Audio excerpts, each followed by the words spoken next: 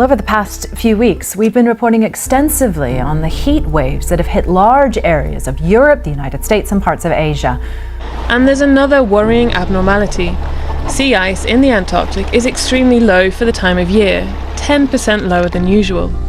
We know that the planet is warming because of greenhouse gases pumped into the atmosphere by humans burning oil, coal, and gas. The world will also be hotter because of El Niño, a powerful naturally occurring weather pattern that started in June. But scientists say these records constantly being broken are not yet a sign that the climate is in collapse. They say there is time to use the solutions we have to keep the planet as livable as possible. The Philippines is experiencing a climate crisis. It is currently the most tropical cyclone visited country in the world, averaging to 20 tropical cyclones per year. This year, the country already had 17 tropical cyclones, including severe tropical storm Paeng, which affected around 4 million Filipinos and took the lives of 150 individuals. Climate change has become a major concern not only in local communities but also in global conditions. The wrath of trembling super typhoons, the rage of the ocean waves, the scorching heat of the sun, all of which were touched and pinched by its own inhabitants, the humans. Some more disastrous effects are yet to happen and we are the cause of it. However, there is still a chance and opportunity for change. The least we can do is to mitigate these worst case scenarios, apply prevention as a solution, and make words fall into action.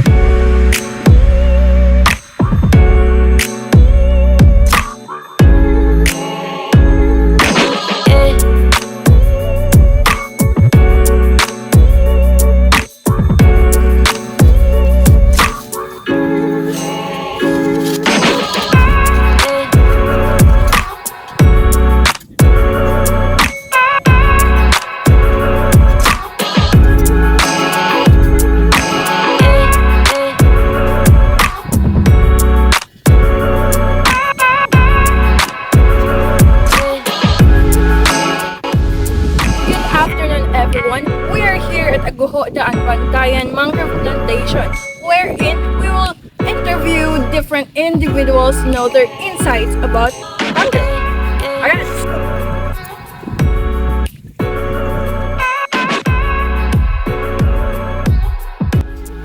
Why we should plant mangroves? To make a better place to live in. Mangroves help to protect strong typhoons. Because if we plant mangroves, we will have a healthy community, and healthy community equals healthy people. We should plant mangroves, ma'am, because to secure our environment and for the future of the incoming generation. Planting trees is the best memorable activity. Nga naman, ari man ta maka-create og mga memory nga kanagaling happy ta nga sa pagtanom pa lang galidaan. Makahuna-huna ta ba nga nga jud ta magtanom kay para iwas sa mga climate change, just mga like that. So I know that we have been already lectured about the benefits of mangroves, so I am here to state one of them. So as a student, so I learned that one of the benefits of mangrove is to provide protection or barrier against especially the coastal areas, especially from the big waves and that splashes along the coastal areas. Mangroves will do its task to mitigate or to reduce the intensity of the waves. We should plant mangroves for educational and scientific purposes. Kay sa mangroves, dagan kag mga buhat nga research like that to make planet green. And also have a nursery of fishes. Why we should plant mangroves to help marginal fishermen in catching more fish. Isa jud, mas Mas daghan. dagan ilang Buha. I would say to provide a habitat of wildlife. Why we should plant mangroves. To save ailing Mother Earth. Why we should plant mangroves. My gift for Christmas and my family. So for me, true beautiful lady, plant mangroves. Why we should plant mangroves? Because of climate change that we experience.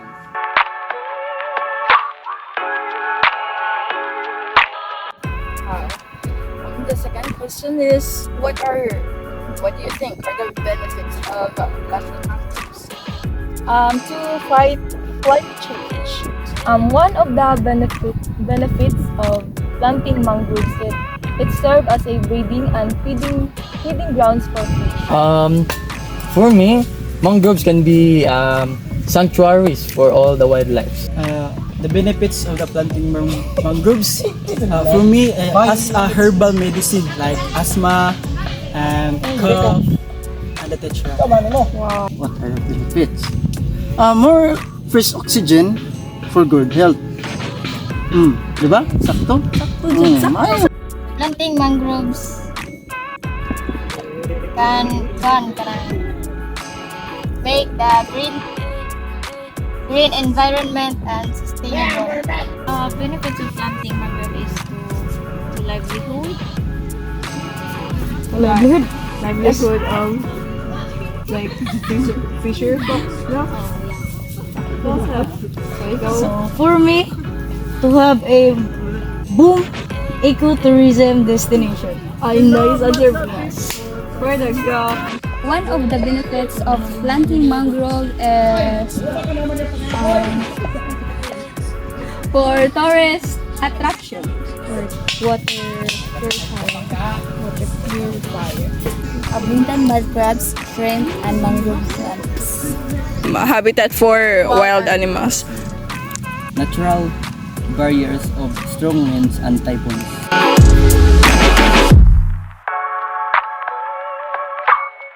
And the last question is, what do you expect about these mangroves for 5 years or over to improve ongoing researchers?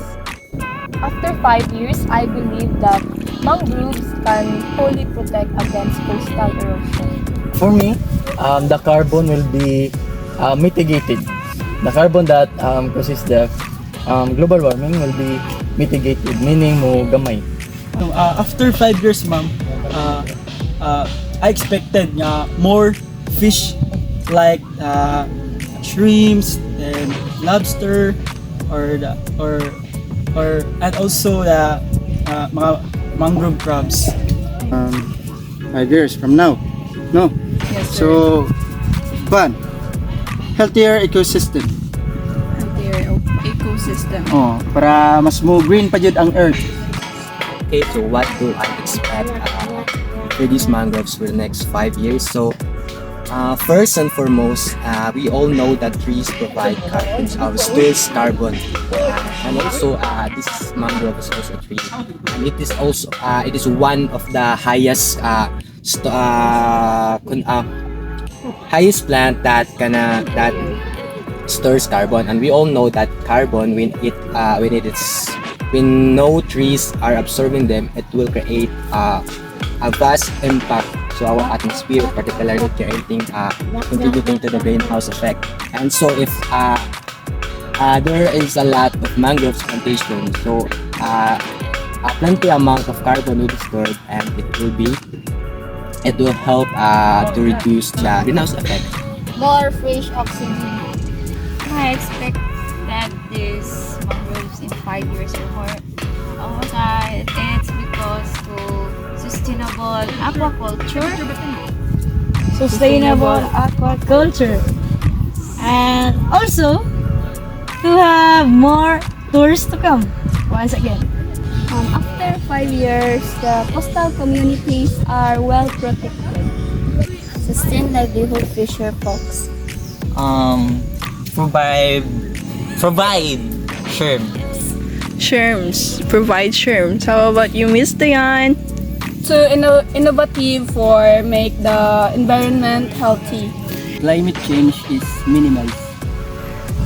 From the different answers of different individuals and naghimo or into planting mangroves, the three questions are why we should plant mangroves and what are the benefits of planting mangroves and what do we expect um, from these mangroves after 5 years or over.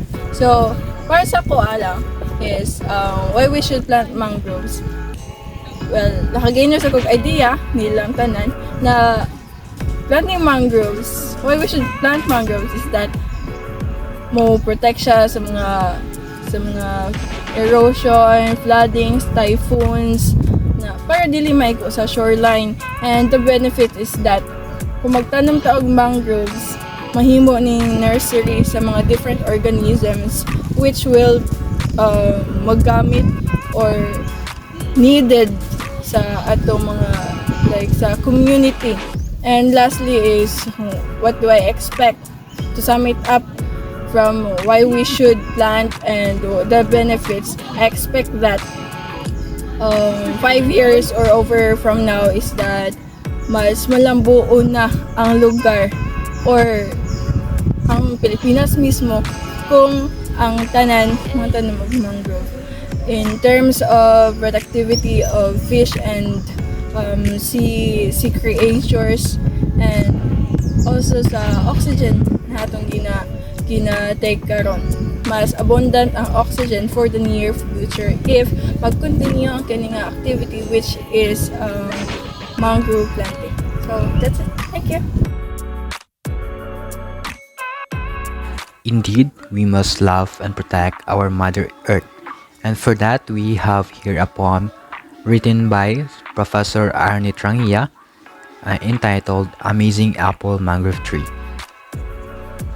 From a foul, odorous kingdom of swamplands, a true breed of mangrove tree proudly stands, giving coastal communities a stronger band for climate change which is unknown brands.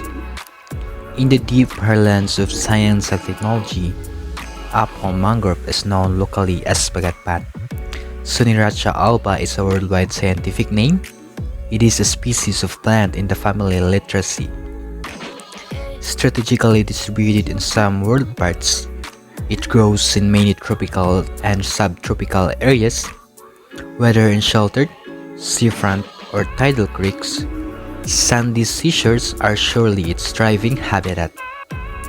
A sturdy mangrove tree with a moderate trunk, growing a considerable meter in actual height, surrounded by white flower petals and stamen, fissured bark turning gray below the tidal mark.